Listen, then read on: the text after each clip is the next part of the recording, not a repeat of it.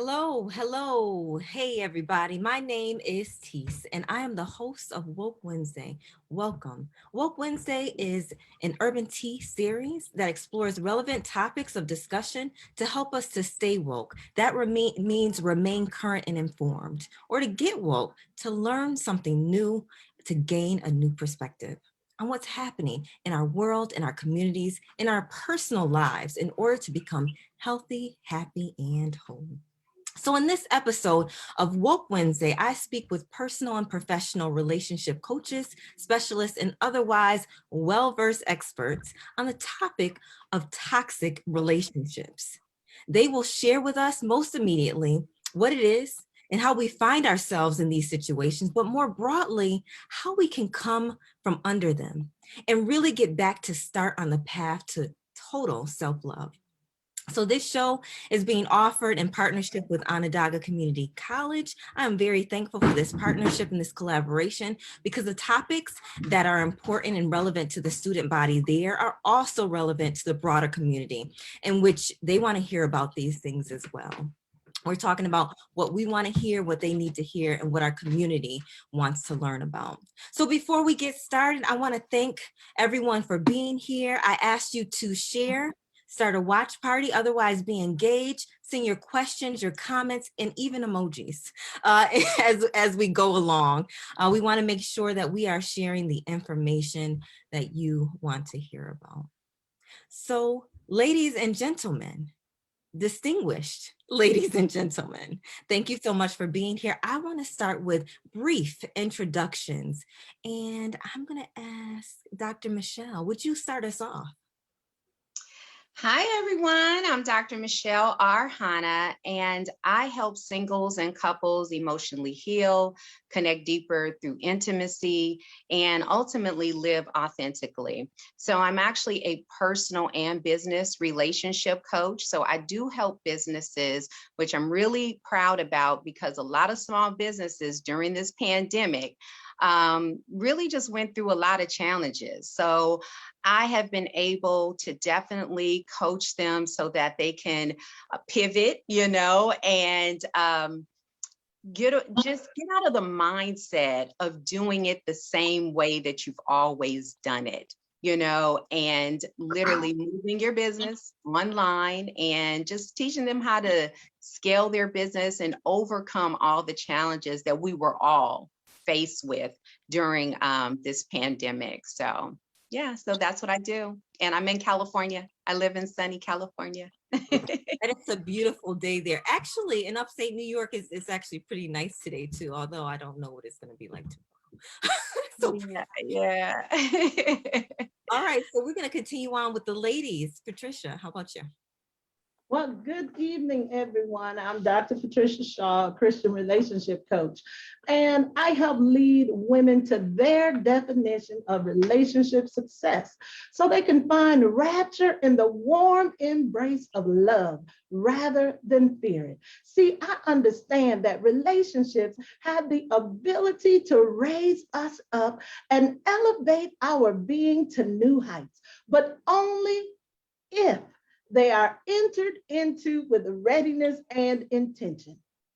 So the scope of my work comes down to empowering Christian women in different ways. Thank you, and I'm glad to be here. Thank you, Dr. Patricia. Thank you so much for sharing a little bit about what you do. Now, I've talked in some capacity with each of you for the most part, but I'm still learning, learning so much. So thank you for sharing that. How about you, Greg? Hey, how you all doing? Good evening. My name is Greg Brown. You can find me at Greg is Speaking.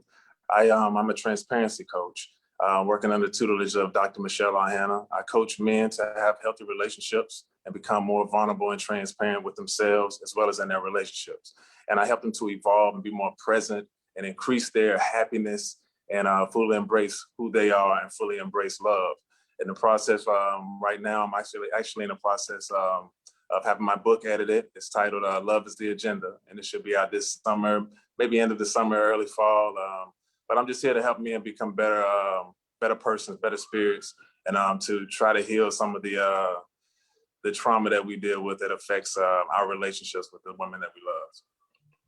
Wonderful. I'm so happy to have your perspective on and for this conversation because it's critical.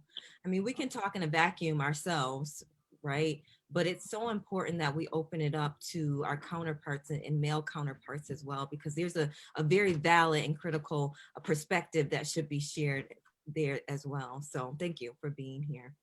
Let's jump right in. Yeah, let's jump right in. So I want to just briefly, maybe from each of you or a couple of you, just I want to ask the question of what does a toxic relationship look and feel like?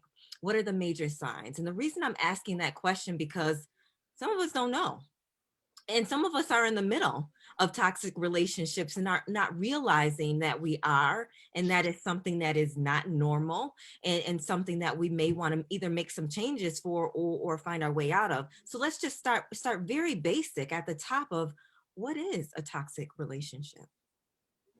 I feel like it's the betrayal of self, is the betrayal of being authentic. It is also, it feels foreign. On the other hand, if you are toxic along with the toxic person, then it may not feel so foreign. It may feel like home, you know, and that's not a good thing, but that is just the truth of it. And I would say that it also operates at a very low frequency. You know, we want to operate on a higher frequency. We want to operate at a higher vibration. You know, we want to be connected to our spirit, to our core, and follow that inner compass, our inner GPS, you know. And when we are operating different from that, it becomes a struggle, and it doesn't feel comfortable. It doesn't feel like home, you know? So I feel like that's a very simple way of thinking about toxicity. Before we get anybody else to chime in on that, I heard something you said, that you mentioned that it may not just be the other person. Mhm. Okay, you may be in a toxic relationship where you're exhibiting that toxicity yourself and contributing to it. So that Yes. was one thing. But Mhm. the other thing, that I heard you say was that, um, this feeling that we have, we might sense it. We Mhm. might think something is just quite not right, but we Mhm. can't put our finger on it. So Mhm. I think it can be maybe not a major sign, but subtle things that our intuition may be telling us as well. I just And want then to say that. sometimes it can be a major sign. Yeah. Sometimes it's very clear that, you know, this is toxic. If someone is physically abusing me, if they are calling me out of my name on a consistent basis, if they never support my visions, you know, and my dreams, right, and they're doing the negative, even self-talk to themselves and negative self-talk to you. So sometimes it can be very obvious. But I think you really have to pay attention to the subtle um, toxicity that comes out in a relationship, because sometimes we can overcompensate for that other person. Oh, they were just having a bad day. You know, oh, they just been through things, you know, in their background. And I have to understand that they've been through a lot of trauma. I'm not saying to not be empathetic, but when it um, causes you to start questioning your healthy on an everyday basis, you know, then I think that we have to take a deeper look in terms of choosing ourselves instead of choosing the other person's happiness that might be our unhappiness. Hmm. I don't know if anybody else wanted to chime in on that just really quickly. Otherwise, I can move on to the next question. I was thinking, anytime someone is looking for the other person to complete them in some way, then that's a toxic relationship. When we feel like we need someone else to complete us, then there is something within us that's missing. And when that's missing, it makes creating a healthy relationship almost impossible. So anytime you go into relationship looking for somebody to complete you in some way or the other, then it's going to be a toxic relationship. I agree.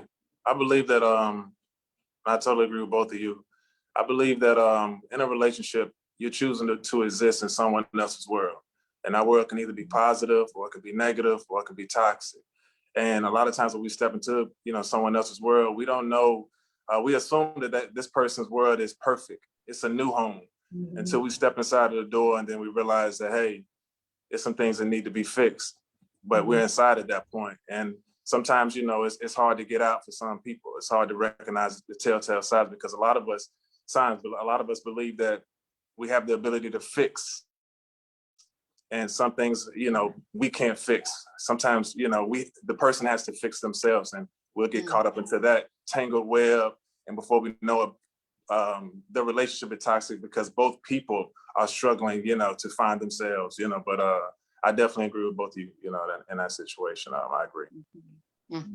Thank you for breaking that down for us. And I mean, there's agreement here, but I also heard different things from each one of you on what it really looks like and feels like to be in a toxic relationship. Now, my next question is on the early stages, because like you said, the major ones are the ones that really, knock you down and really, you notice right away, you know that. But what about those early signs, those subtle hints of something is not quite right? And I'm asking that question because, again, we want to learn something here. We don't want to continue down this path of choosing the wrong partner and getting deeper and deeper into these situations that are just not for us. And so what are those initial early signs and warnings that this may be a toxic relationship? Lies. Lies, like when you basically you hear something that it just does not jive. That's just not, it's like, you know what, you said that on Tuesday and now you're saying this on Friday and it just doesn't connect. You know what I mean?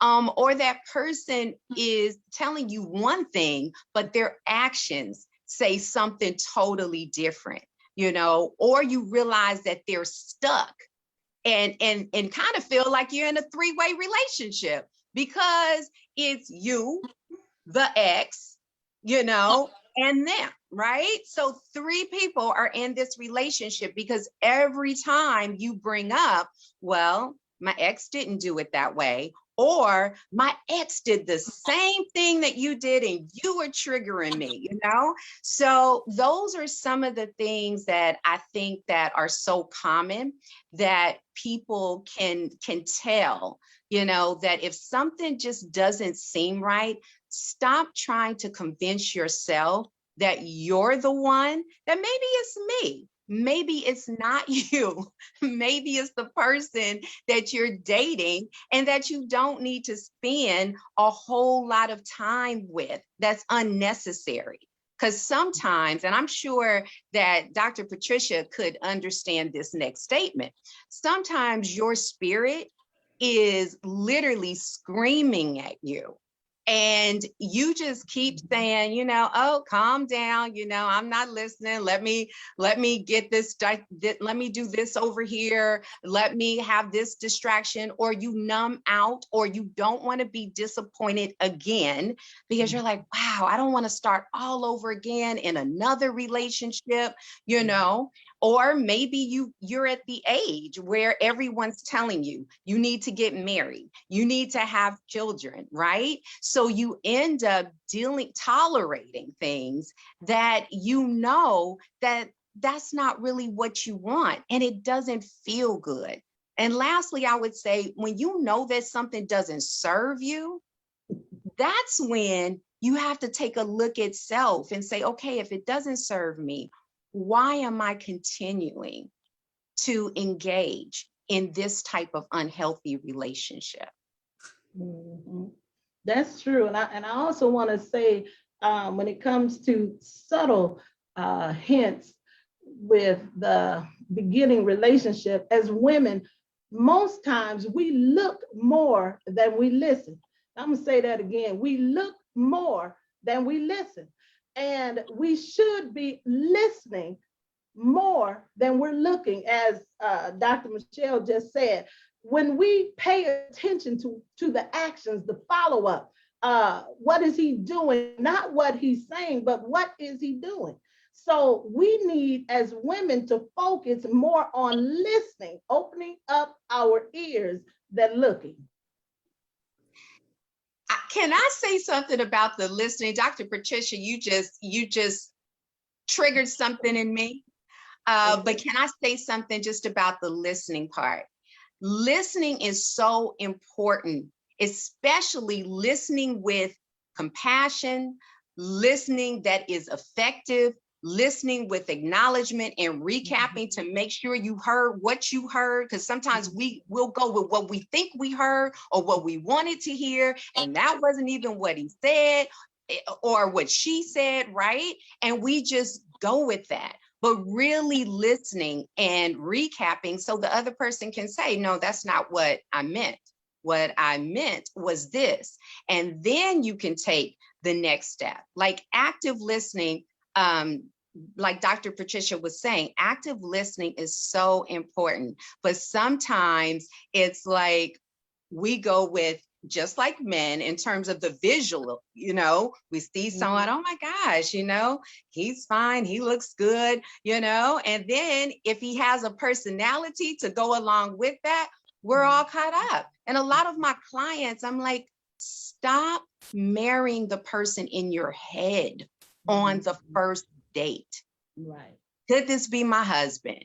How many kids are we going to have? When am I going to meet his friends? Oh, you can meet mine tomorrow. Like Dr. Patricia says, stop, listen. Listen to the things that, he's saying or even not saying, instead of even talking so much. Yeah. Oh, well, I'm listening here. I'm noticing that only the men are toxic. But no, I said men and women. No.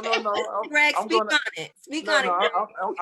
I'm gonna speak from a man's point of view and in a relationship, and because I believe that in relationships, I believe that it takes two, and I do believe that you do have to listen, but I also believe that just like Moses was bad with words, so he had to live by his actions. I think you have to watch someone's actions. You know what I mean? Because sometimes I'm I have a gift of gab. I can step into any room and I can speak to a young lady, anyone. A 70-year-old woman in my building who loved me to death because it's, hey, how you doing, beautiful? And she may be 75 years old. But speaking on relationships, as far as the telltale signs, let's just be honest. Most of us are damaged, and that damage starts off from a young age. You know what I mean? It starts off with the first love that we see or feel is either from the presence of our mother, the presence of our father, from the absence of our mother or father. And then from there, we step into relationships because, if I date a young lady and her mother or her father was absent, immediately she's going to gravitate to me. And at that point, I have the choice to either nurture that love that she's searching for or to manipulate it. And that's what we step into as men and women, because there are women who manipulate men. And we had this conversation, Dr. Michelle. There are women who manipulate men who they know it's like, hey, he looks at me like I'm up here. So I might be able to get a pair of red bottoms or get a trip out of this guy. And then men is like, okay, she's a bit damaged because her father wasn't there or because this person had an alcohol problem or a drug problem. So I can manipulate the situation and help her out a little bit, and I can have her do the sexual things I don't want, or I can have her put this house or car in her name for me. So I believe that a lot of our toxic traits start off young, and then we meet someone, and depending on how that love affects us or hurts us, that adds on to the pain or to the love that we have, and we take that on to the next relationship. And for women, and I'm speaking from a man's point of view, you all fall for it. When you get hurt and you fall forward to something to try to find something better. When men get hurt, we fall backwards and backwards and backwards. So it's harder for us because once we're hurt, we're scared to show our love. You all are searching for it to find that spot to be filled from dad or the ex or whoever. And we're like, hey, I'm not going to let that happen to me again. So I believe that the telltale signs, I mean, to be honest, I think it's hard to see that because we step into relationships and you don't know someone in the first day, first month, the first 3 months. And nowadays with so much social media, you might not know someone for 3 years. And then you find something out about them. You know, there's people who are finding out so many secrets and relationships and they thought they had the perfect relationship, the perfect marriage, the perfect, you know, everything. And then they find out 3 years later that, hey, this person had an entire different relationship with a man or a woman. You know what I mean? This person had other kids they didn't tell me about. This person was impotent. This person was this. They didn't tell me these things. So it's difficult to find out what's truly toxic without giving it time. But the core of it is that we're damaged and a lot of us need to heal in order to be able to step into these relationships to prevent them from being toxic. Because that's the problem. We're stepping into these relationships damaged. And if I can't deal, if I have loyalty issues because of what I saw from women growing up, or because of what I saw from men growing up, then I'm not going to trust the woman I'm in a relationship with. And this is a true story. I've always struggled with that because I saw the movement of relationships where there was disloyalty. So anytime there was a situation going on, I'm like, hey, what's going on? You know, what is this? What is that? And that's something that's internal with me. And I'm bringing that toxic part of me that's from childhood into a relationship as a grown man. You see what I'm saying? So it's difficult, but I think the healing has to start with someone, and maybe it's with Dr. Patricia or Dr. Michelle, but I think it starts with self, you know, but that's just my piece. I don't think it's all men either. No, it goes both ways. And I'm so glad that you brought out, so we're saying listening, but we're also saying watch those actions too. Yes, because indeed. if you come across somebody that is super charismatic, can talk you into a corner that you can't get out of, you know, that listening might not be what you want to do. You might want to be saying, well, your actions are not matching what you're saying. Yes, indeed. We have to realize, I guess, the position that we're in, the situation that we're in, and sort of kind of try to read people as much as we can. Yeah, for sure. I want to ask though, this next question, and you touched on it a little bit, Greg. And this question is about targeting, to be honest.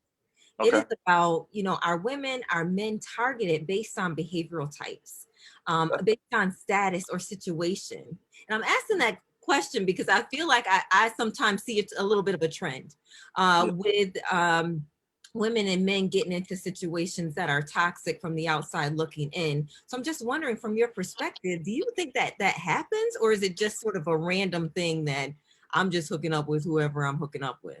No, I definitely think that men and women are targeted. I definitely believe that the more you have a certain, you know, class of men that may have a busier DM or private messaging than some other men may have, as well as you have other women.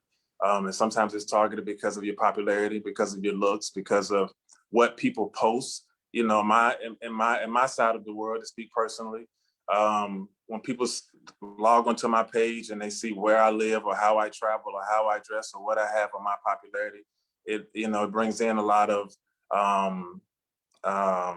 I don't know, I'll just say a lot of suitors, suitresses that have no idea who I am. They don't know if I'm a good guy, bad guy. They don't know what, really my motive could be. And in that moment, if I was a person that wanted to pull out, and target you, it's like, oh, okay, well, I know that's an easy lay. That's an easy picture. That's an easy, whatever I choose, for it to be, 9 times out of the 10, depending on the woman, because she's caught up in something that's nothing of who Greg truly is. She's caught up into everything on the outside. And Greg on the outside looks great. It's like, okay, he seems like he has it all together. But Greg on the inside is someone who's been trying to heal himself, because Greg, on the inside was damaged for many years and didn't know how to maintain relationships, didn't respect relationships, didn't respect himself. So he was doing things outside of his relationship that he shouldn't have been doing. But I definitely think that men are targeted. I think that women are targeted. And I think that sometimes, it's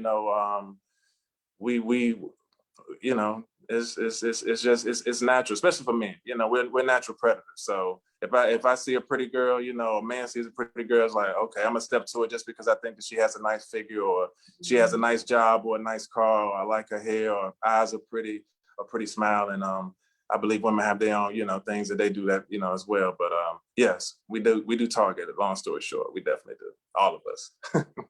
But what's interesting to that though is that because and I totally believe that we men and women target each other.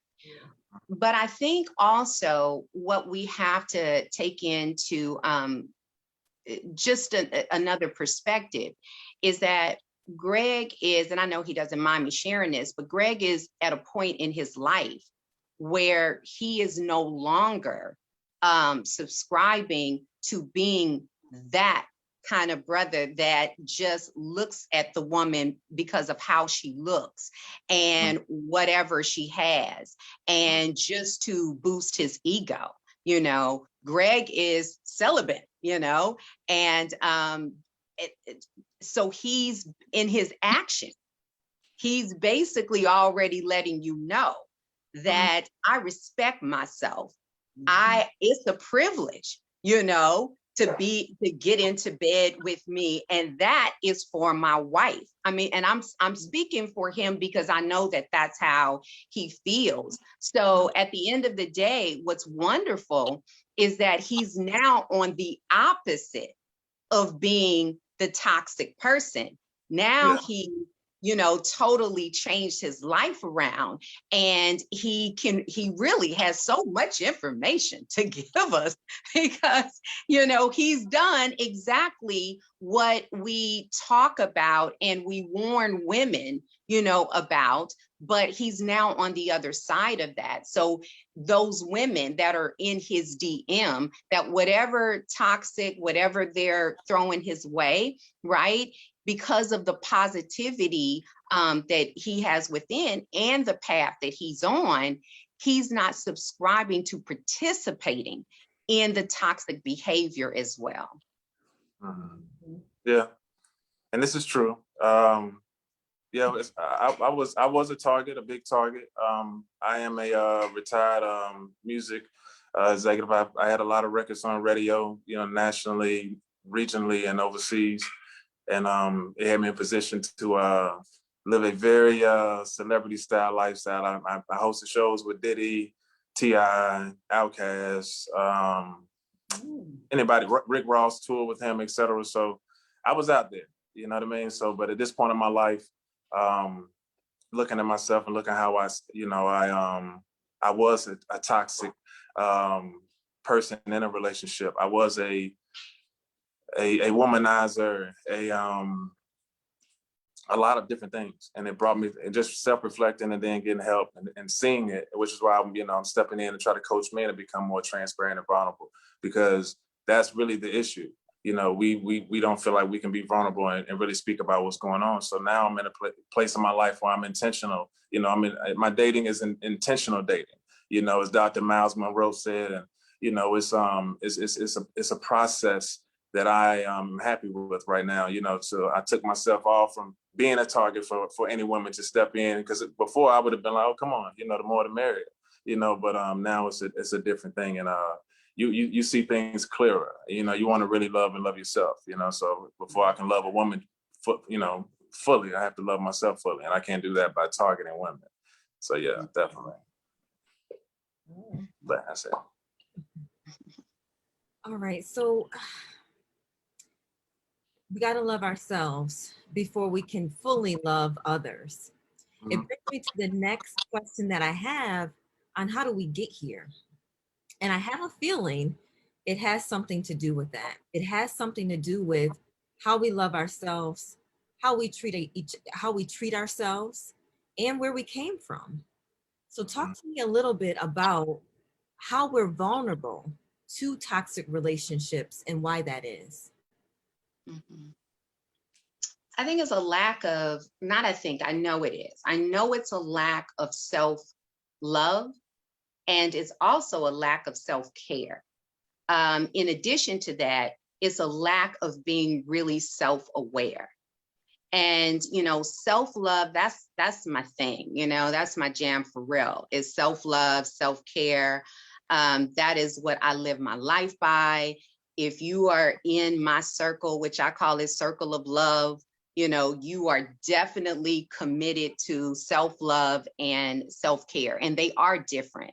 And so I'd like to ask your audience, like, do you spend time with yourself?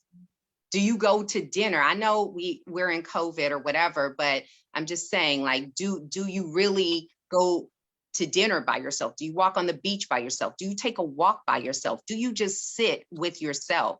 Or is it uncomfortable for you? Because sometimes people need someone else, or they think they do, to do everything with. They couldn't ever even think about going to a movie by themselves. So the first thing is that if you don't even spend time with yourself, why is it that you think that someone else is going to break their neck to spending time with you? If you don't even know what you need and what you like to do and what brings you joy, right? Then why are you going to be mad at the other person that doesn't do those things for you? Buy your own flowers. I love flowers. And, my husband buys them to me, but I don't wait on that. If I feel like I want fresh flowers, I go and buy myself fresh flowers. I spend a lot of time with myself. That's how I become self-aware. That's how I hold myself accountable, and not just blaming everyone else for why you act and why you say the things that you do, or even limited beliefs. And I do really feel that a lot of times people get in toxic relationships, it's because of their self-concept from when they were, we could take it back to 5 years old, and their self-concept started to develop. And then they started to believe that self-concept, whether it's negative or whether it's positive. And if you had any trauma at 5 years old, and then, have you ever been in an argument or a debate with someone that you were in a relationship with, and you're like, why are you so immature? Why are you responding like a 2-year-old? Well, whatever you're speaking about. Well, maybe he is responding from a place of 2 years old that was not healed. And so you're talking to the 2-year-old that wasn't healed.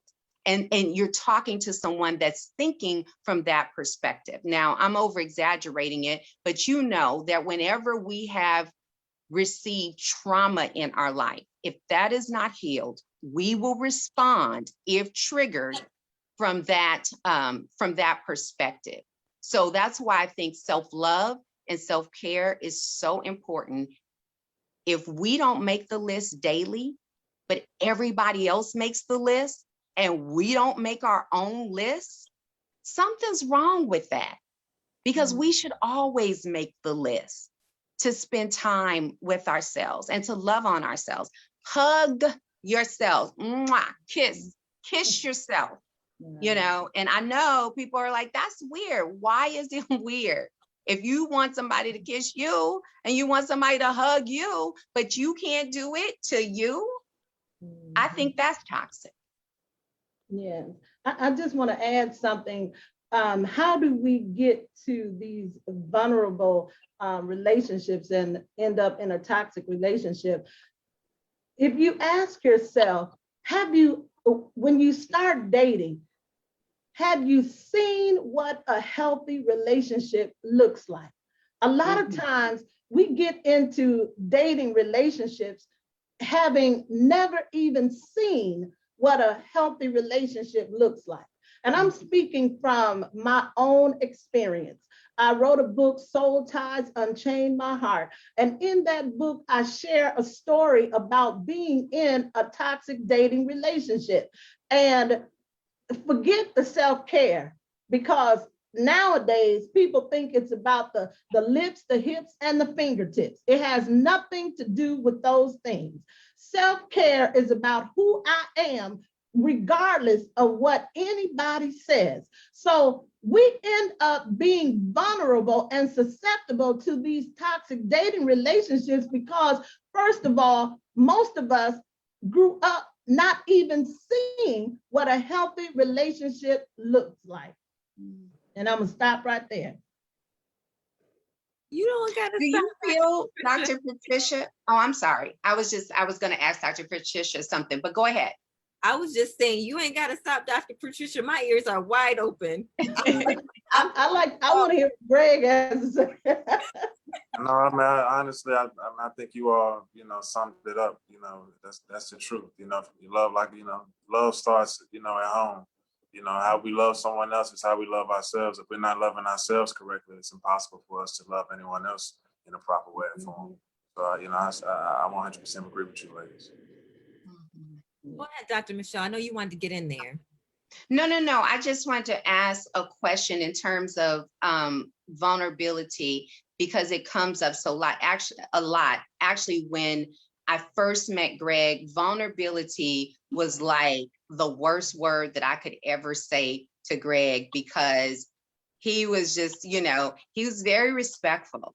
But I know that the eye roll, was like, psh, I'm not weak, because that's what he really felt, right? Until he really figured out how to define vulnerability for himself. But what I wanted to ask Dr. Patricia was that, do you think that in terms of vulnerability, that specifically women, but definitely men too, that women do need to be very particular in terms of who and what that they give their vulnerability to? I do think women should be very particular as to the type of person they get in a relationship with. First of all, the word says to guard your heart. And that's our mind, our inner thoughts, all of that. Guard your heart. So my one thing that I noticed with a lot of the women I work with is they have no type of requirements, I guess I want to say. They don't really define what they want in a person, in the person that they want to. And I heard Greg say, you choose to spend time, you choose to spend your life with this person, but yet you have not even defined the type of person you want to spend your life with. So if you have not defined what you're looking for, you are always going to get what you don't want. So yes, we do have to guard our hearts, guard our minds as women, because as Greg said, back in the day, he was, whatever he was doing. And my husband, men chase, and they chase really the loose women. And I'm not trying to, say that in a negative way. They chase the loose women, because women that have standards, they have defined the type of person they choose to spend their life with. Indeed, I agree. I want to chime in on that part. I will say this, I do believe that what you're saying is 100% right. But I also believe that, and we do chase the loose ones. But as we said, as you talked about targeting, we do target the good girls too. You know what I mean? That's the ultimate goal. I think that what you're saying is right. You do have to guard your heart, guard your spirit, guard your mind, guard your body. And I think a lot of that comes with time. And I think that's why I failed at. And I think a lot of people fail at that is because we're rushing into relationships. We're rushing past relationships because we're rushing straight to sex. You know what I mean? And so when you rush straight to sex before you learn someone, you've already rushed to a toxic situation because you don't know anything about them, but you interlock your everything, your mind, your body, and your spirit together with something that you have no idea what they're bringing, whether it's it's past childhood trauma or adult trauma or whatever it may be. You've locked yourself into that. So I think it all comes down to time.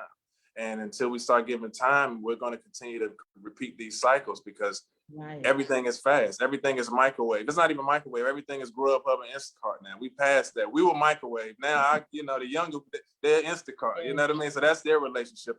It's like that, but I do believe you have to guard it. And I believe that ladies, you have to start policing your own.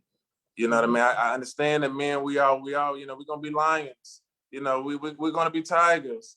But at the same time, you know, if you're co-signing your girl saying, you know what, girl, last night I met so-and-so, we did this and that. You're like, what, girl, tell me. You listen. Even if you listen, and it's kind of like a co-sign.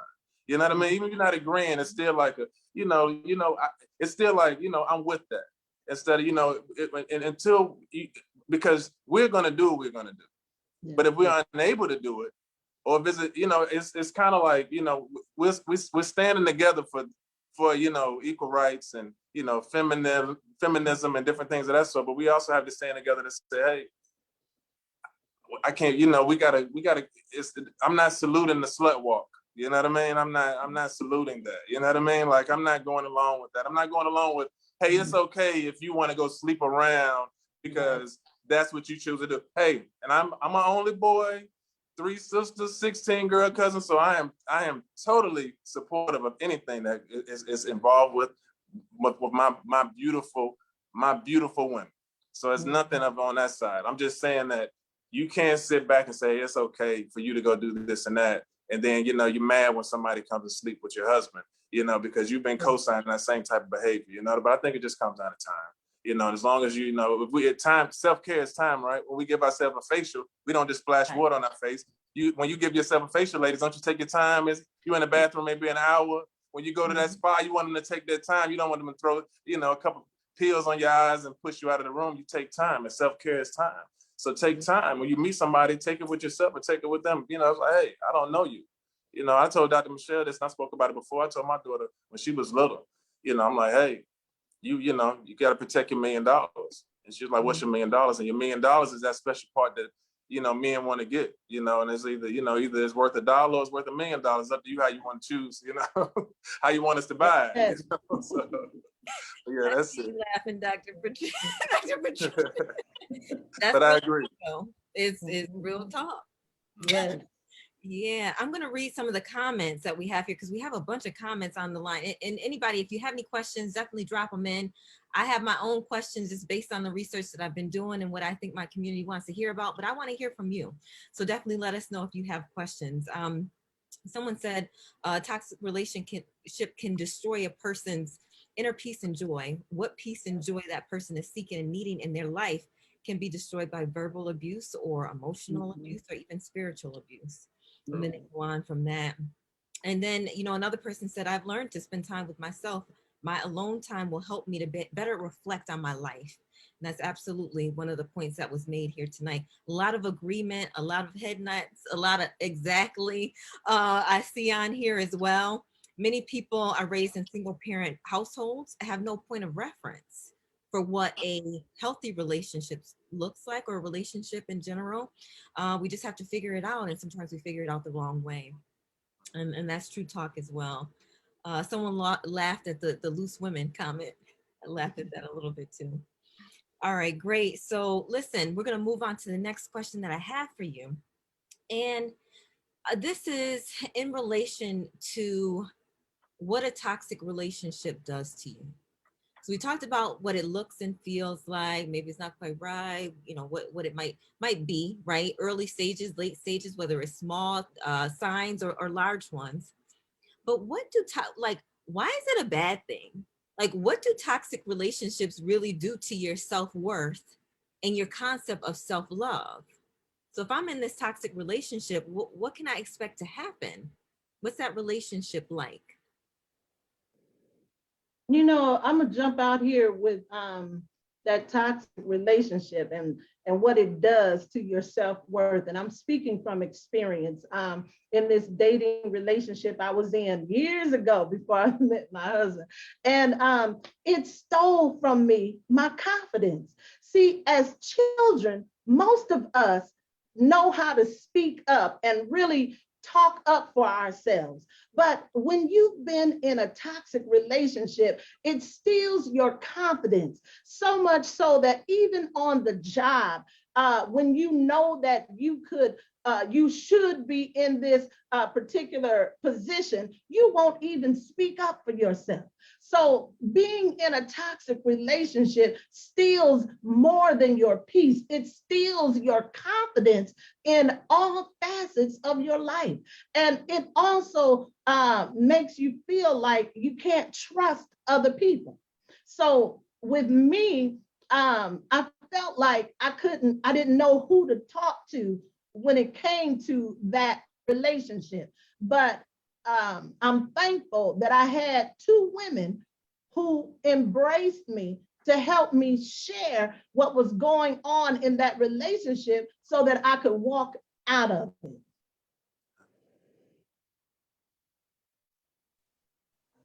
Chime in on that, just the impact and effect that a toxic relationship can have on you, whether you're in the middle of it or coming out of it. Well, I mean, I just speak personally, like Dr. Patricia was saying, first and foremost, I just said being a man who has done and has contributed to what Dr. Patricia experienced years ago before her husband.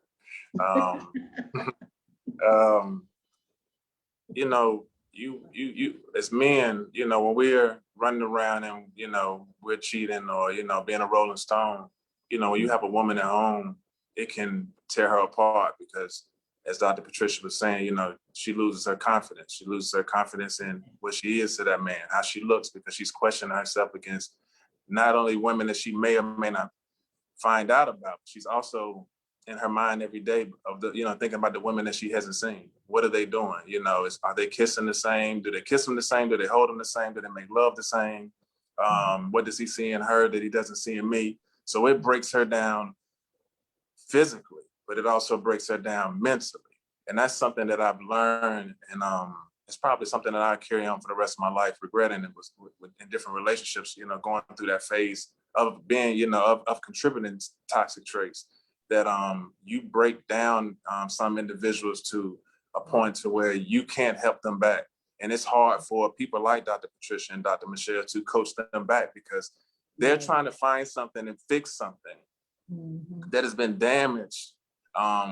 It's a part of them that they didn't even know exists. They didn't know that part of them could be hurt. We know that we can break an arm, we can break a leg, but you don't realize that somebody that you love can break you down to a point that you may not even want to exist on this earth. So, I think what Dr. Patricia is saying, it's true, and again, it's I just want to say myself, to Dr. Patricia, anyone who's looking, just speaking from a man's point of view, I want to apologize because it's not you. It's something that's broken inside of us, and unfortunately, it broke you. And it's no apology great enough for that experience for the person that is going through that toxic relationship and dealing with somebody who is blind to, and sometimes not blind to, what they're inflicting on an individual who they say they love. And then that just comes back to self-care. They're not loving themselves, and if you're not in love with yourself, it's impossible for you to love someone else. Right. Absolutely.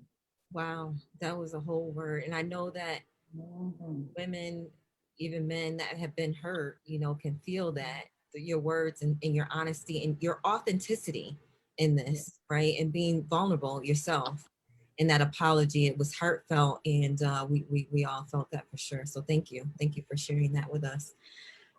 Let's talk on, so most of my audience is Black and brown people. And so I want to know if you think there's a difference in toxic relationships and people of color based on our unique experience and trauma, specifically in this country. And so I just want to know, is there a different, does it show up differently for us? Is it more or less? Is it different at all? Do you think so? I think it's different. I definitely do. And I actually think it's very obvious why it's different. When you look at the history,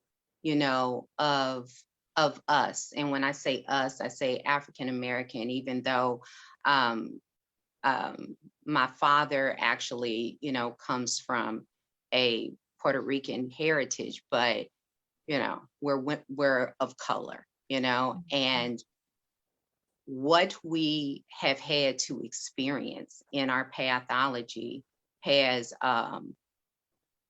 been sometimes just, it's just hard to even fathom that our ancestors, came through that type of abuse.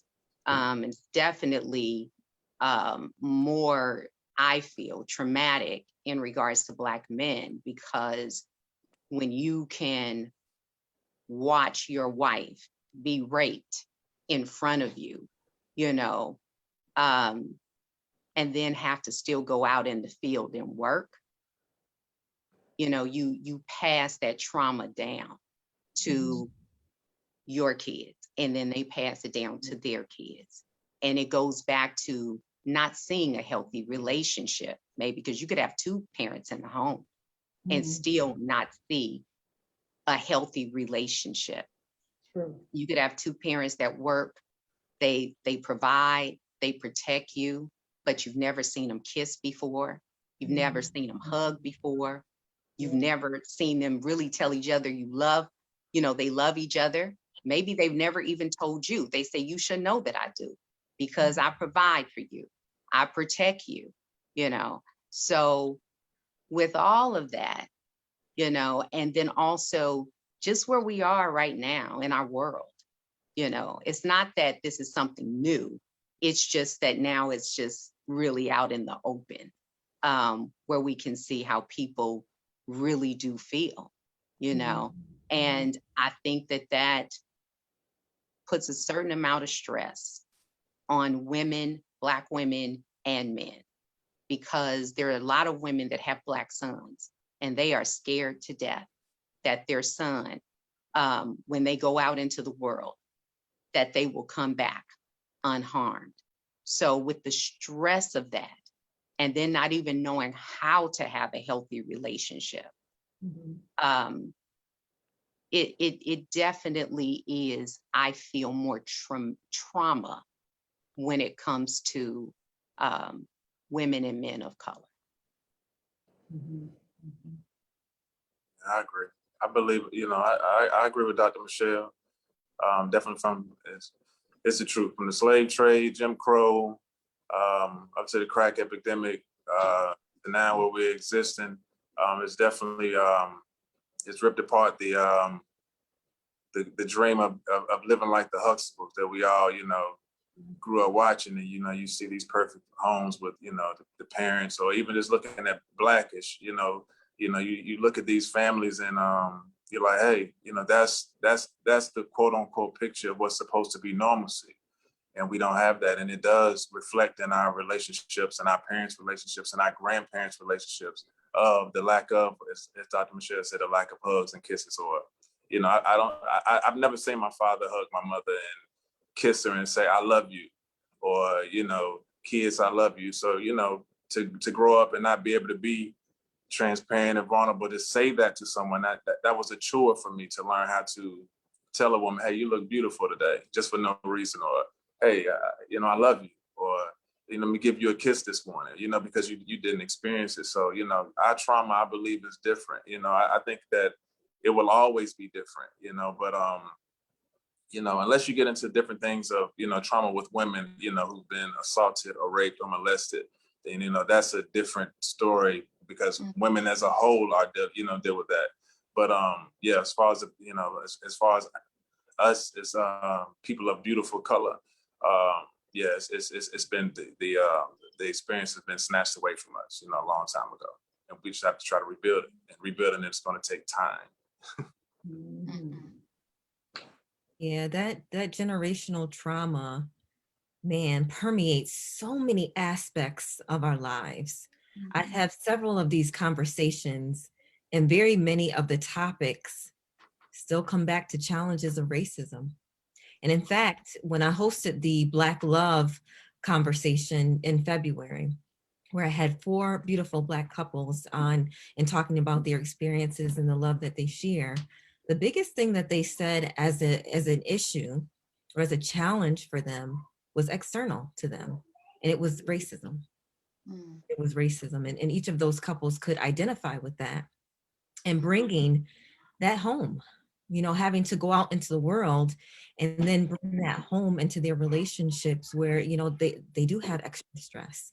There is another emotional level or layer of concern and of issue or of cloudiness that we face as a result of that. So thanks for sharing, sharing that with us. I mean, I suspected that might be the case, but of course wanted to hear from the experts what you thought about that as well. But I also think we have to have accountability though, too, in the sense of, okay, but where do we go from here? How do we create a healthy environment for our relationships, teaching our young girls, our young boys, especially that, just because you get hurt and you start crying. And I remember I have a brother and my mom would say, big boys don't cry. And, I cringe when I think about that because, why can't he cry? Why am I allowed to cry, but he's not allowed to cry? So it's just us taking accountability to say, what are we going to do different? How are we going to move forward? Greg is standing up saying, hey, I'm going to take this on and I'm going to teach other men how to be healthy in a relationship. I'm committed to singles and to couples, really helping them heal. Dr. Patricia, she is committed to empowering women, and I'm sure helping them heal and knowing their self-worth and all of these different things. And we have to do that same thing in our households, to our daughters, to our sons, to our nieces, to our nephews, to our sisters. And just like Greg was saying, even to our friends, that we have to have integrity. When we see that something is wrong, we got to stand up for it, because integrity is, I'll do the right thing, even if someone is not looking, and I know I could get away with it.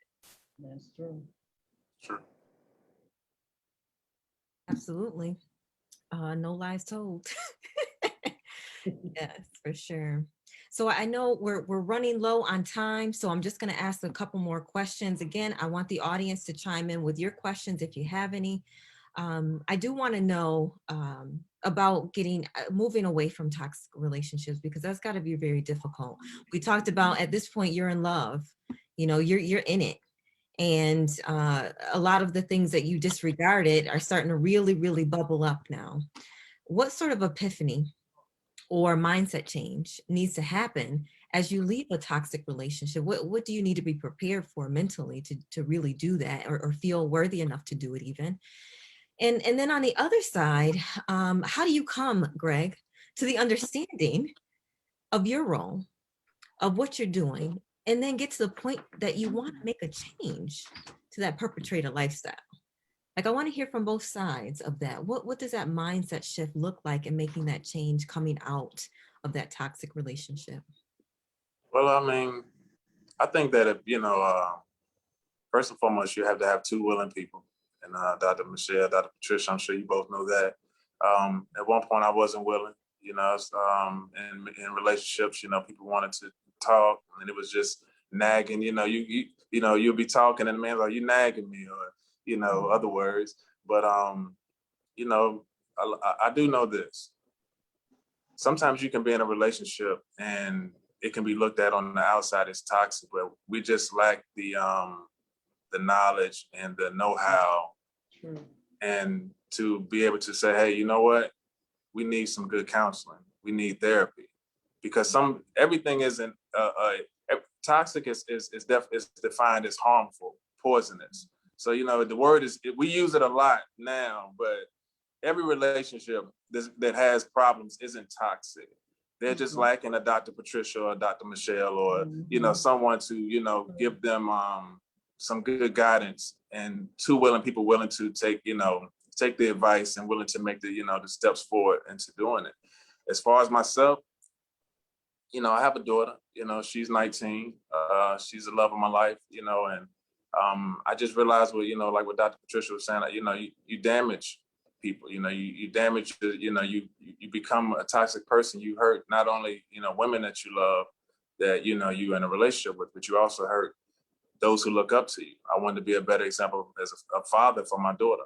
I wanted to be a better son for my mother. I wanted to be a better brother for my sisters, because I was failing all the way around. Because what example am I showing to them if I'm running around and I'm being, this player or this single, bachelor, living in the sky, it's like, hey, it's no self-worth there. But the transition is just a want. And I think for men, like Dr. Michelle was saying, we're taught, hey, you fall, you don't cry. Hey, you don't do this. Hey, you don't let him, you can't hug another guy because that means you're soft or you may like him. Like, it's all of these stigmas and all of these different things that we deal with. So then when a woman comes to us and she wants us to be soft, it's like, hold up, how? Dr. Michelle had many sessions with her where it was, her trying to, I come from a long line of hustlers. My grandfather's 60-year pimp to this day. My father hustled, it's like I hustled before I went into music. So, I come from a real gangster, side of life in past. And it's hard to break down those walls to be able to say, hey, you're not supposed to be a gangster at home with your lady. You're not supposed to be this hard, militant guy with your lady. We're supposed to come home and be able to melt like butter because we trust you, because we believe you're my queen. I can lay there, my lioness can rub on me and make me feel like I'm at home. I don't have to worry about anything else. So a lot with men it's just coming down to wanting it and not believing that you're achieving something by sleeping with everyone. You know what I mean? You achieve something by having peace, having love, having a woman that is going to stand beside you and behind you, and you in front of her and beside her and behind her when you need to support her through anything. Because most of those women you're sleeping with, it's nothing there, and you're not doing anything for them. They're not doing anything for you. You just have to find your self-worth and realize, like Dr. Michelle told me, like, it was like I look at the women like, man, they nothing. You know what I mean? Because look at her, she's sleeping with everybody. I had to realize you nothing. You sleeping with everybody. You don't have no worth. You don't respect yourself. You don't think you value anything. So I think for men, a lot of us want to get there. I think that the scales are very unbalanced right now because as we were speaking to Dr. Patricia, it's very unbalanced, and women policing their own and men policing their own and say, hey, let's step up and be better. And we're losing a generation right now because of it. But to get where I'm at, it's just a want. It's just say, hey, I don't care what anybody thinks. I know who I am. I know that I'm strong. I know that I'm a leader. I know that I'm a Black man and I have to be a better leader. And I'm not leading right if I'm getting my young brothers killed or getting my young brothers locked up or leaving my woman, at home to speak to me through glass or come put flowers on my grave. That's not the way that I should be living. It's a better way than what we're doing. And we have to change that, you know what I mean? And we have to want that. And a lot of us do. Because when you're hustling in the streets, the first thing you're thinking is, man, once I get this amount of money, I'm gonna be able to do this for my lady and buy a home, this and that. But most of us don't get there. Most of us get incarcerated. Most of us get put in a box. Most of us lose our lady. Most of us have a child and you bring more trauma into, more, you bring something else into your already toxic situation. But you just have to want it. That's all it was for me. It was just like, hey, I want to be better. I want to be married. I want somebody who's going to be with me for the rest of my life. I don't want everybody to have had Greg. You know what I mean? I want one person to be able to have Greg, and that's it. And, and once men realize that, and once women realize that, hey, we don't have to sleep with all the ballers or the popular guys, you'll get a balance, but you just have to want it. And I believe a lot of guys do. A lot of guys that I talk to who are real dudes, they like, hey, B, like, which is my nickname. They're like, B, I want to, what you doing, man? It's got me thinking different. I've been thinking the same thing. I don't want to lose my lady, so, it's there. You just have to want it and choose it and seek help. If your relationship is breaking down, everything isn't breakup. Everything isn't, oh, they make me sick or he's not good or she's not good. Sometimes you just have to pick up the phone, call Dr. Patricia, call Dr. Michelle and say, hey, can you talk to us and help you realize that the relationship is salvageable or not? You're gonna find it out. Sometimes we can't fix it. We need help. You know what I mean? Sometimes, Jesus, Moses, David, Paul, they prayed to somebody because they couldn't fix it. They needed help. So if they needed help, of course we do. You know what I mean? It's impossible not to. Yes, yes. And if I could just chime in about how do you walk away from a toxic relationship?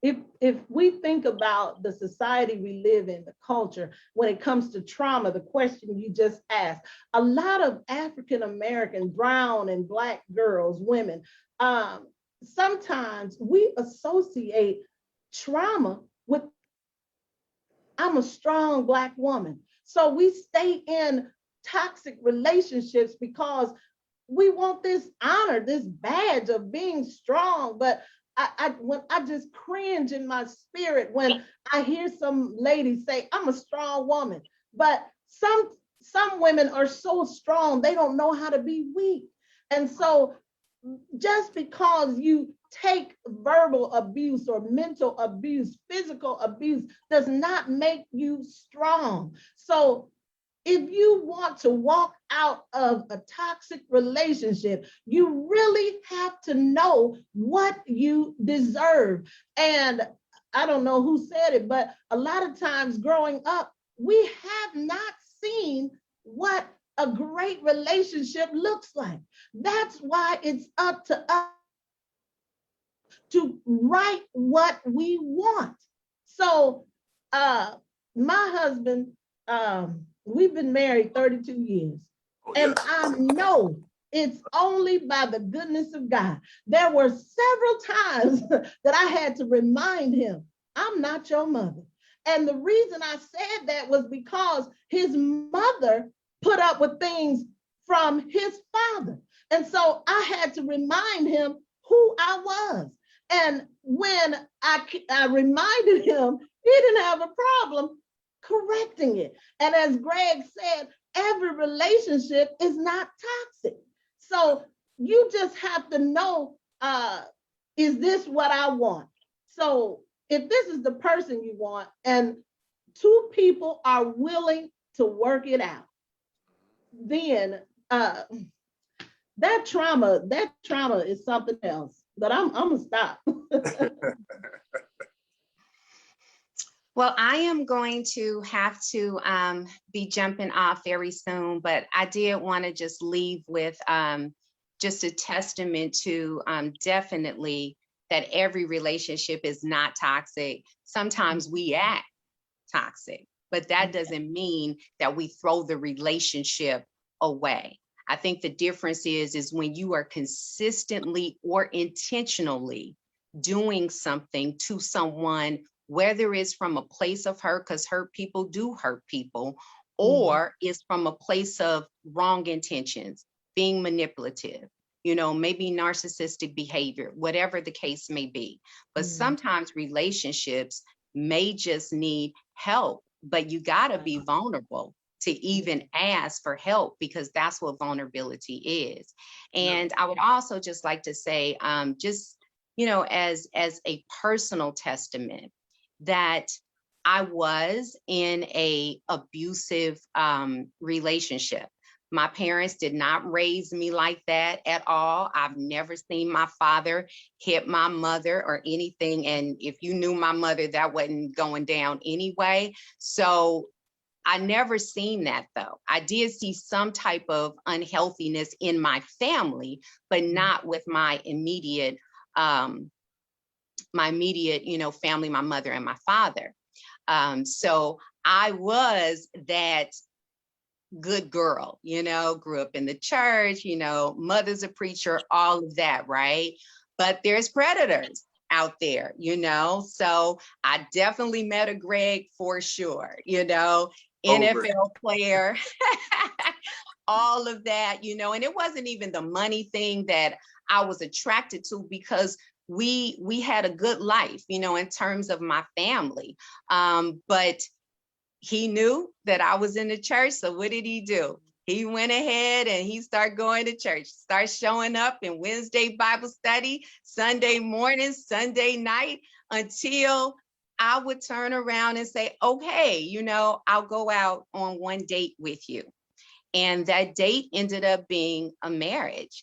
And then, ended up that he was definitely on drugs. And then it ended up where, one day I woke up and I had two black eyes and, a fractured leg and all of that. So I was in shock because, for one, no one had never had a conversation to me about how sometimes, a person that's toxic can be so sly, and know that their motive is to divide and conquer. And it also has to do with age too, because sometimes we just don't have that experience, to know certain things. So sometimes we just learn. And unfortunately, it's the hard way, But I will say this, I did not stay. You had that one time to where I woke up like that, and that was it for me. I left and it was over. But I was damaged after that. And I had to do a lot of self-work on myself. And I had to be accountable for why that happened. Why was I even triggered? Why did I, choose him as well as a husband? And I had to be honest. And it was because even though my father never did anything physically abusive at all, however, he was emotionally unavailable.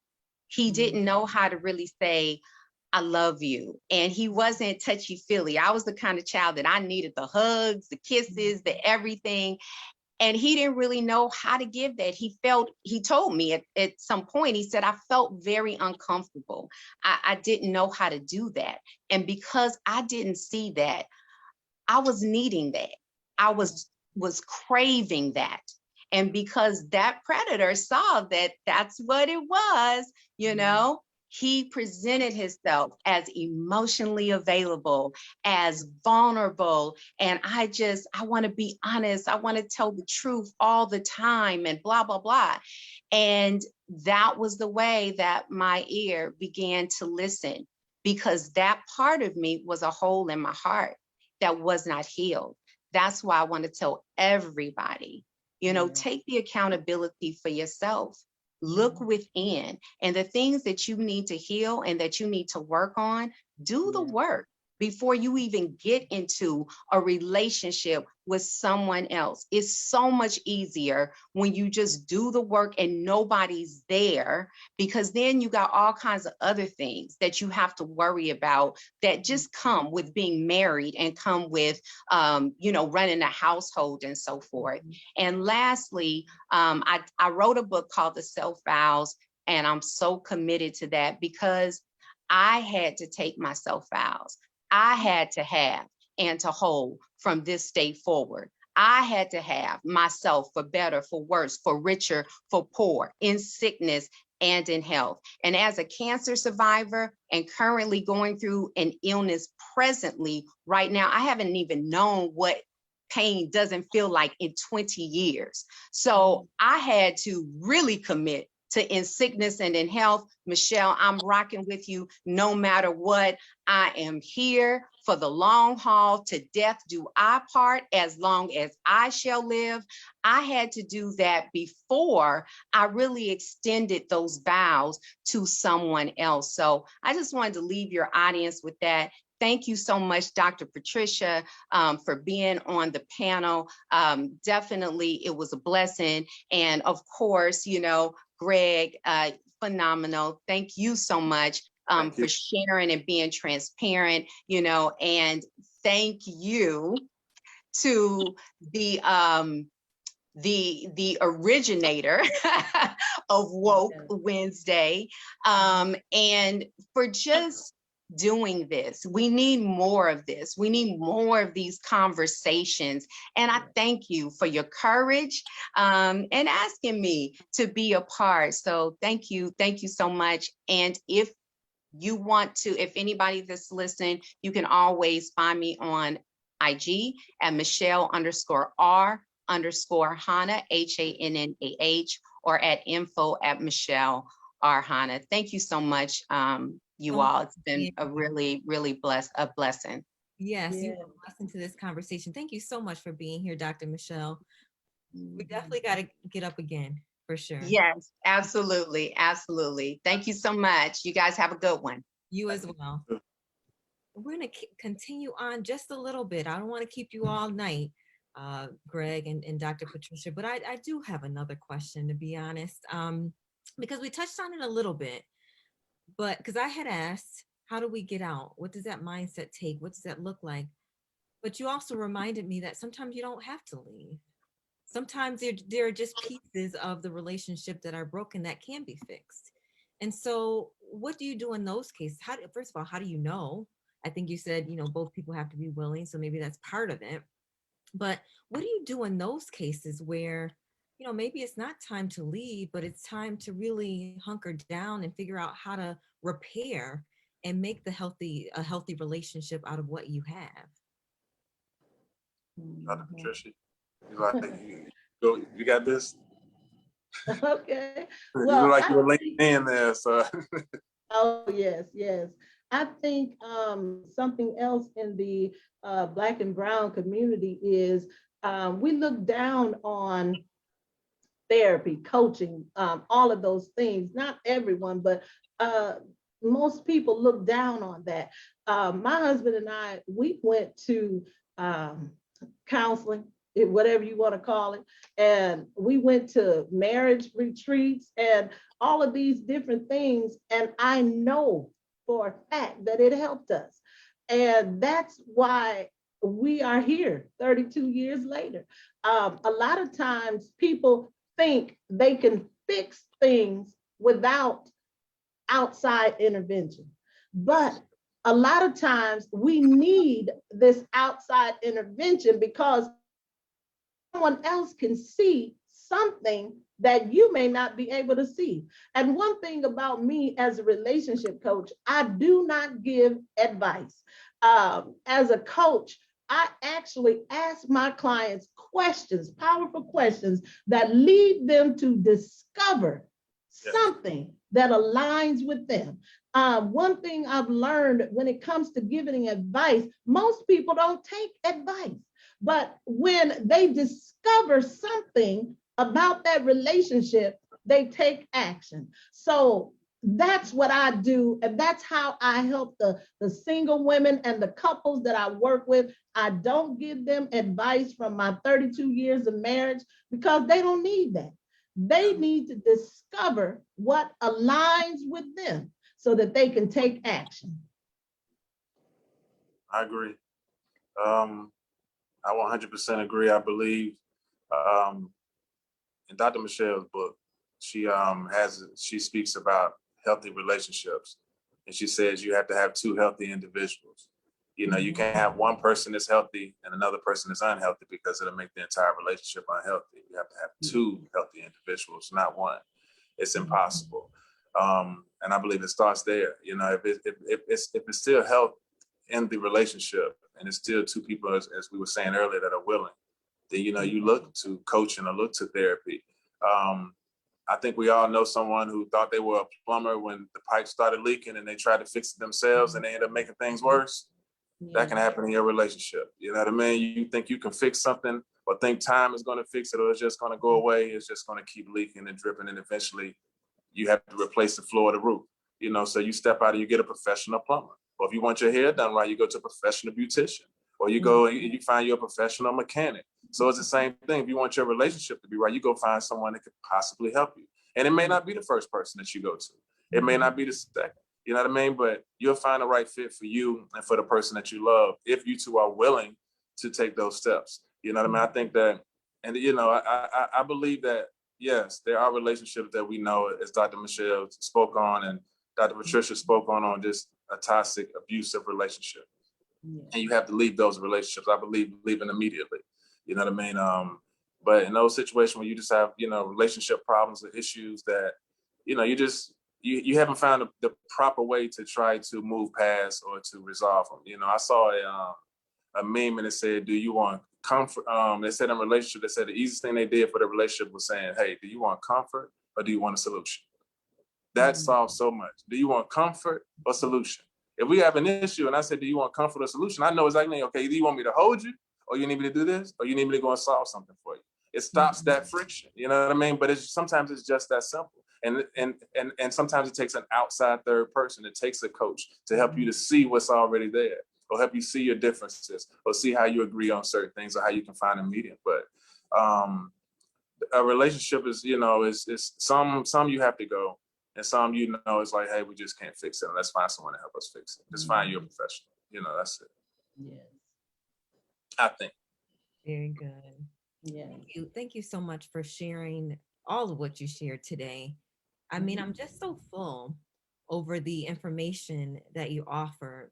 I think, you know, we have our own thoughts and feelings about relationships and things like that, but it's a little different when you talk to somebody that actually studies it, that actually has these experiences, that actually lives this as a part of their career. And like you said, has a way to be able to help us. And so I know I was blessed in the conversation. I know so many other people either watching live or that will watch on my new YouTube channel, uh, or, you know, or Yeah. even later, right, or later on Facebook, wherever you get this information. If you found it valuable, if you know somebody that needs a word, like needs this word, you know, let them tune in, because like I said, I learned so much, and we don't know everything. Let's not pretend like that we do. And that's why I have these conversations with people that know a little bit more than we do about these topics, and that can share with us so that we can learn and grow. Because isn't that all what it's all about? Yes. At the end of the day, that's what it's all about. That's all. That's it. Yeah, yeah. So before we end, I do want to give you an opportunity to just tell us a little bit about your platforms, you know, what your goals are for it and what you have coming up. All right. Well, I'm Dr. Patricia Shaw, and as I stated earlier, I am a Christian relationship coach, and I help my clients to move beyond the past so that they can have the future. And um, it's in the relationships. You can connect with me on Facebook, Women of Excellence, or Instagram. I am the Soul Ties Coach. I am a speaker, author, and a relationship coach. And I have enjoyed being here. Thank you so much. And what's the title of your book? The first one, Soul Ties, Unchained My Heart. Mhm. Very nice, very nice. Greg, how about you? Okay. Well, first of all, Dr. Patricia, thank you so much. You've truly enlightened me tonight. Um, I am full as well on this woke day. As I stated earlier, my name is Greg. Yeah, I got you.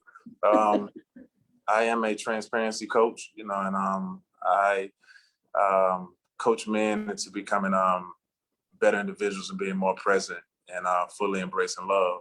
I'll be coming out with a platform by the end of the year to help men and to become better in healthy relationships and to recognize the importance of that. And I'll be taking new clients in May. You can reach me at Greg is Speaking. That's GREGIS Speaking, SPEAKING. Or you can reach me at gregispeaking@gmail.com. That is a new page. A lot of people who are probably following know me by Betty Grime, which is on the live. You also can reach me there for now. But if you're interested, or your man is interested, or your brother, you know, and they need help with becoming more transparent and vulnerable, or just finding themselves, I'm here to help. And ladies, I'm always here for you as well, to give you maybe a closer perspective. I can't hate on you, man, but I can give you a good perspective, a good perspective on maybe understanding the way he may be thinking, or why he's not opening up, or why he's not able to be as vulnerable as you would like him to be. So, you know, I'm here, but I've truly enjoyed myself. I am very full from listening to and being a part, you know, tonight. I thank you so much. It's been wonderful. Yes, the same. You know, I'm one of these people I'm a knowledge junkie, and someone that is just like ravenous for information and for knowledge. And so I leave these conversations just blown away by what I hear. And it never ceases to amaze me, the level of expertise and the level of talent that we have to share. And I'm so glad that we get to share it for us and from our perspective, because that's important too. That's Yes, yeah. yes, indeed. One more tidbit, I'm sorry, before we hop off. Yeah. In my book, Yes. Love is the Agenda, will be All out by right. Love is the Agenda, and it's definitely from it's the point of view you all want to know. But Love is the All Agenda is right. in the editing stages, and it should be out by the end of the summer or early fall. Okay. Yes, indeed.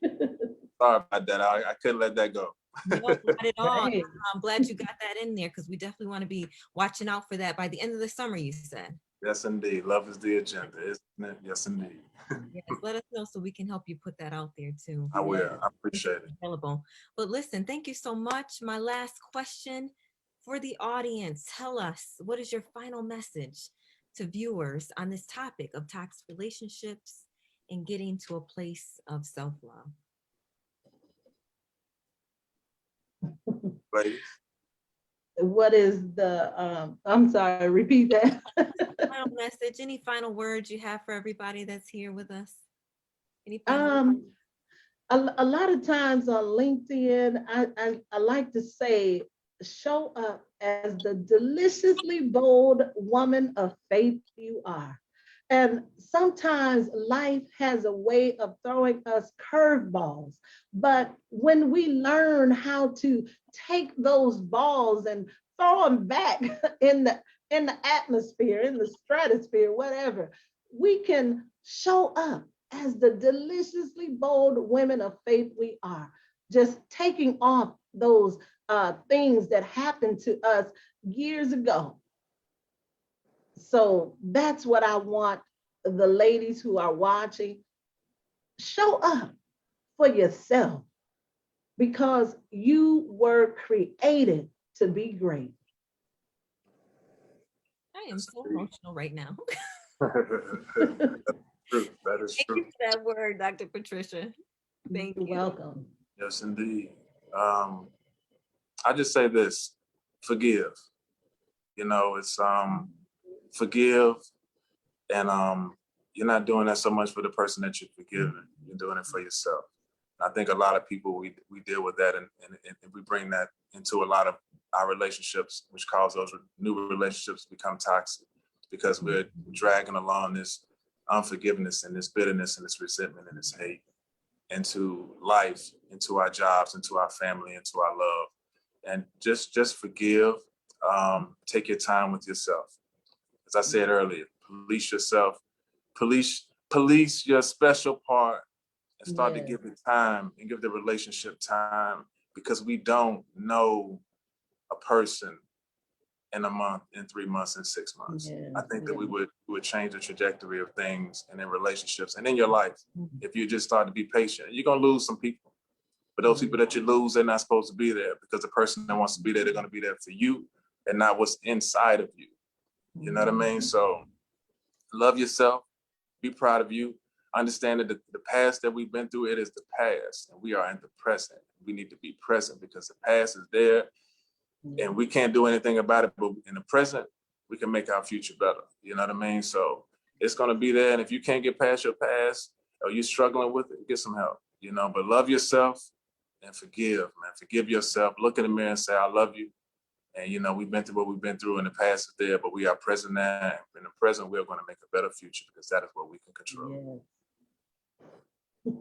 Whew. Awesome. Thank you so much. Thank you to you both. Sorry for keeping you a little bit later than I anticipated, but we needed every word that you shared tonight. You're so gracious in your messages, and I plan to keep in touch with both of you. Please let me know if you ever do need anything from me.